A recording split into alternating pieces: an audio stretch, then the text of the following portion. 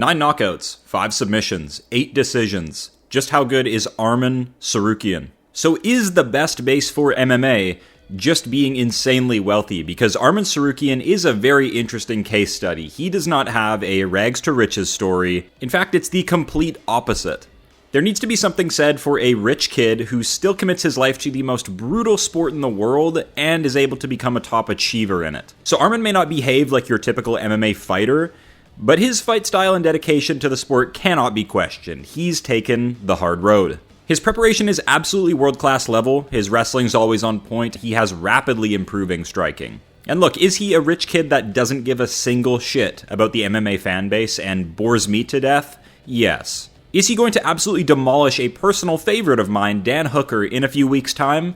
Yes, and that is sad to finally say out loud. I'm a big Dan fan. This guy actually loves the MMA community. While other pro fighters are making their own promotions, Dan is running backyard brawls with 300-pound fat Samoans and posts them to YouTube. I fucking love this guy. But when we're talking strength of schedule, skill ceiling, and will to win, Arman just is a championship caliber fighter, and Dan is not. There really is something to be said about someone who grows up privileged yet still has the desire to compete in professional mixed martial arts. You would think that the son of a billionaire would definitely have a quit button in them, but so far, Arman has showcased incredible resilience and grit in the cage. Some athletes genuinely just have a burning desire for legacy, and financial incentive doesn't even factor into their journey. We see a lot of rags to riches stories in this sport, guys who went from sleeping in their cars or at the gym to taking over their division in the UFC, and those types of storylines will always resonate with the fan base more than an upbringing like Arman's will. And fighting Islam Makhachev in your debut at 20 years old would be career suicide for most, but look at how it turned out. Arman hopped into the UFC against arguably the future pound-for-pound number 1, and it prepared him massively for what was to come. And apart from a rather interesting decision loss, to say the least, against Polish Giga Chad Mateusz Gamrot, Arman hasn't really disappointed in the UFC yet. I know the injury pullout against Islam Makhachev really soured his brand and set him back pretty big. You just know Dana hates that shit. Like last minute pullouts that risk ruining entire pay-per-view events and sinking the business. So here Arman is, matched up against a fan favorite in Dan Hooker in a few weeks in Qatar. So there's bad blood on the line and most likely a title shot, so stakes are high for this one at lightweight. I know both guys have very different and very big fan bases. Can't tell if Arman fans are just Ilya haters at this point, and Dan Hooker fans are just 400-pound Samoans who like a bit of CTE. But we'll do a bit of a breakdown on these two later, but first, let's understand what makes Arman so special. Let's set aside the fact that he already lives luxuriously and has the temper of a 14-year-old child, and dive into the facts and see if he is who he says he is. Not many people go a competitive 3 rounds with Islam Makhachev, so maybe Arman is destined to just dethrone Ilya and make it look easy, and take over lightweight for himself. Arman Tsarukyan, an elite-trained physical specimen with brutal ground and pound and rock-solid discipline. Strike accuracy, 49%. Strikes landed per minute is 3.7. I've criticized Arman's striking in the past, being basic, beginner, no real flash or flair, but it's effective. He does pack power, and we've seen it on a few occasions, like Schleeping, Benny Dariush. But what we really need to focus on is this. Strikes absorbed per minute is only 1.8. Arman is a very intelligent fighter with defense in mind. He plays safe on the feet, secures dominant wrestling positions, does damage, and repeats. Literally the opposite of Dan Hooker. Takedown average of 3.2, very nice. Submission average of 0. Takedown accuracy of 37%. This graphic is incorrect. Arman has landed roughly 33 takedowns in his career. 37% doesn't seem right, but it could be true. Strike defense is 54%, takedown defense is 75%. This stat will probably never go lower than this, considering Arman has fought both Gamrot and Islam, who are lightweight takedown specialists. Knockdown average of 0.3, mid. Average fight time of 12 minutes, 36 seconds. Strengths: embraces the grind, control heavy. Arman wins by coming out in a disciplined stance, always ready at a moment's notice to shoot takedowns, and his wrestling pedigree is top-notch, with an emphasis on devastating ground and pound. He's control over submission, but a really good grinder of a fighter. He still has damage in mind. When he's fully fresh with gas in the tank, there's not many that can out-wrestle him. Weaknesses: basic boxing, cocky. Arman spends a bit too much time on the feet for my liking. I feel like he picked up striking quite late into his MMA journey, and there are gaps to exploit. Joaquim Silva put him on skates, but luckily he recovered. But he does have a nasty KO loss way back on regionals that I bet you didn't know about. You obviously need confidence, but sometimes I see Arman overexert himself or think he's some wizard on the feet when you just aren't. El Phenomeno was leaking in this fight. Arman landed a picture-perfect, no-look ground-and-pound elbow, completely shattering Yoel's nose. This was one of the top 5 worst leakers I've ever seen in a fight, so I'll do my very best to blur out all this catch-up so this video doesn't get flagged on YouTube. In this fight, Arman is massively undersized, standing at 5'7" against Yoel Alvarez's 6'3", but he never let that be an issue in the fight. When going up against a big ol' weight bully, you have to replicate this performance from Arman. And this is why I'm not too worried for Arman into a Dan Hooker matchup, because the way Arman smashes into you with this ground and pound is pretty damn horrifying. Size doesn't matter. Lucky shot, or was this the most effective ground and pound strike we've ever seen? Probably the most brutal fight-ending cut the sport has seen before, just because of the amount of blood that came leaking out of my man. Full power elbow from top position that perfectly rakes across the bridge of Yoel's nose. Total fatality. If Arman can continue to replicate this level of sheer brutality with his ground and pound, not many people are going to be able to beat him. We see a lot of wrestlers work hard for top position, but then they decide to pepper and build their point leads that way.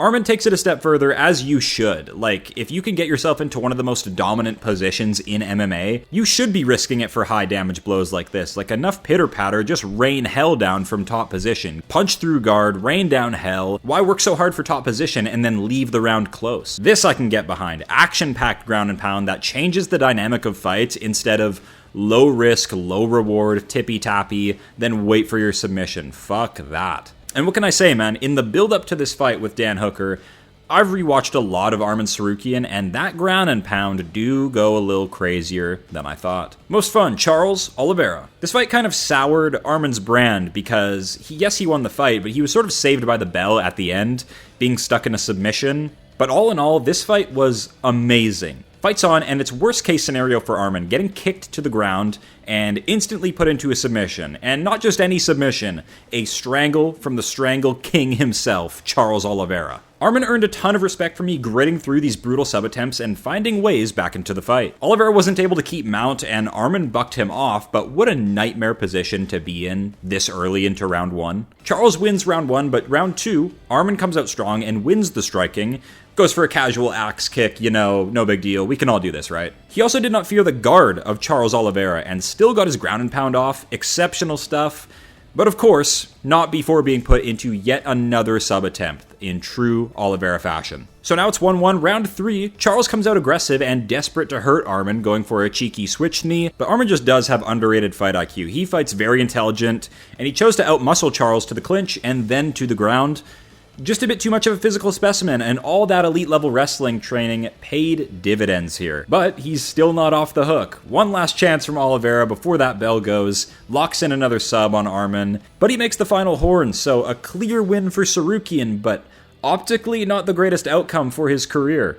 All eyes on him at UFC 300, and it appears optically that he's saved by the bell, and wins a close split decision. And this being his last win is atrocious. This was April 2024, UFC 300. It's been so long since Arman clocked into work, like, we have every right to be a little bit pissed at him. It's been a whole lot of talk from him since that, and I speak for all when I say, shut up and fight. But we finally made it. Upcoming matchup, Dan the Hangman Hooker. We need to see him absolutely dominate Dan Hooker, or the buzz is still not there for him, I'm sorry, and he could get jumped by Pimblett in the rankings. Dan Hooker, look, he's a dangerous guy and has been a pro much longer than Arman has, way more of a veteran.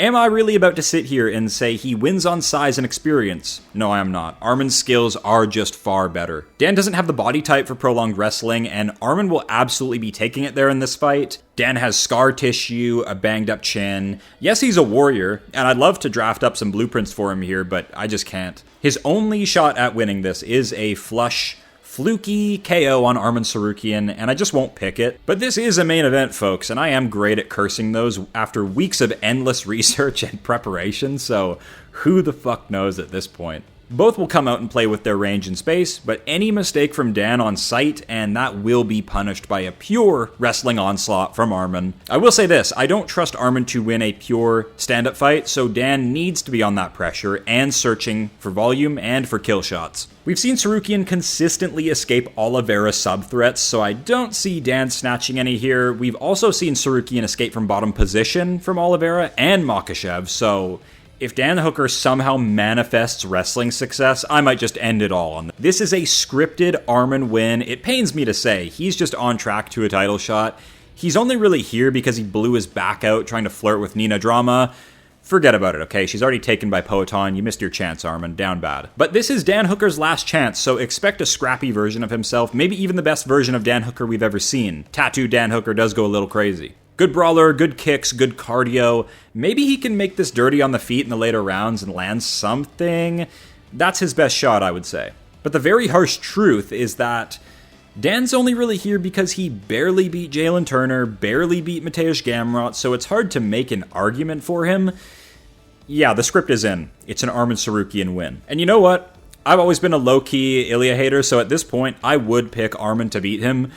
But maybe not anymore, because recently divorced Topuria might just be a new mythical fighter. So, Arman returns to the sport finally, with a fully healed back and a luscious head of hair. Are we jealous of his mansion, his nice cars, and 10 out of 10 physique? Absolutely, yes we are. Because it's still so hard to fathom a rich kid being this good at fighting. But it honestly makes sense. Top tier fight camps, best nutritionists in the world, best recovery, best supplements. Has simply being rich been the best base for MMA all along? As always, thank you guys for watching. Drop your favorite Alcalca-Calcalettes moment down below. Such a stupid nickname. This guy hates us.